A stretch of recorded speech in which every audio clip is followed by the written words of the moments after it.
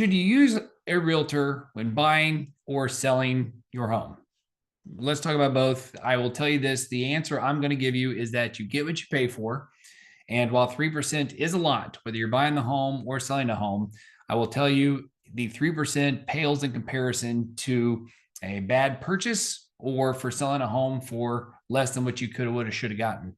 And it's hard because there's no real way. We don't get to live two lives at once, right? We don't get to try to sell the house with and without a realtor and see which one would be better. So there's certainly no real hard evidence to suggest one way or the other. There is data.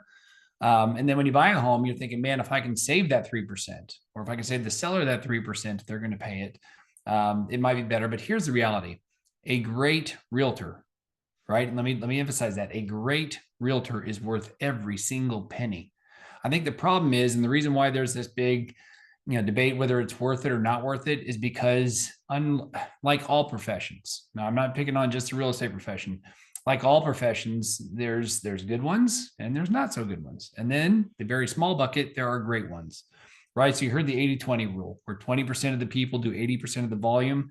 So true. And in real estate, I'd even say it's probably closer to 90-10, where 10% of the population of the realtors do 90% of the volume, because it is so hard to find a great realtor. And that's where I would say, reach out to, we are happy to help you, by the way.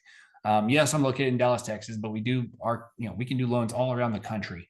So we've done loans in Hawaii, Alaska. We're even licensed in the Virgin Islands. I personally have not done the Virgin Islands, but we've done everything from continental to Hawaii and Alaska, and we can look up realtors as well. So that's why if you're not local, we can use our local network if we do have somebody here. But if you're not looking here, we can look up realtors across the country to see what they do, because it's important to pick a realtor that is familiar with the area, knows what they're doing, has done a lot of transactions. I'm not an advocate of using somebody that only does 2 or 3 transactions a year. And I'm not trying to be snarky, but if I'm going to sell my home or if I'm going to go buy a home, I want a true professional. I'd like somebody who's done it a lot of times before. I don't want them to, use me as their guinea pig. And as far as what they do, right? Interview folks that you think, here's the other thing I tell folks: if they're on the fence, interview a couple of them.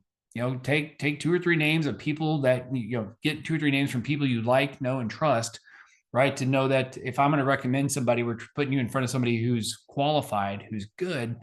Ask them, why do they earn the 3%? And yes, you can talk to discount brokers and you can negotiate and do all that. But again, I go back to you get what you pay for in life. You're not going to find Teslas, cars. You're not going to find Lexus or BMWs or Mercedes. You're not going to find those at bottom discount prices, because those aren't bottom discount quality. So you get what you pay for in life. So I truly believe, just like mortgage, right? We certainly try to always be the best, but we're just, sometimes we are, sometimes we aren't. And it just depends on the market. And I don't ever want to be the lowest, right? If I'm $200-300 more than somebody else, I'm okay with that, but we're certainly not going to be the highest either. So both from a mortgage perspective and a real estate, I can't drive this home enough.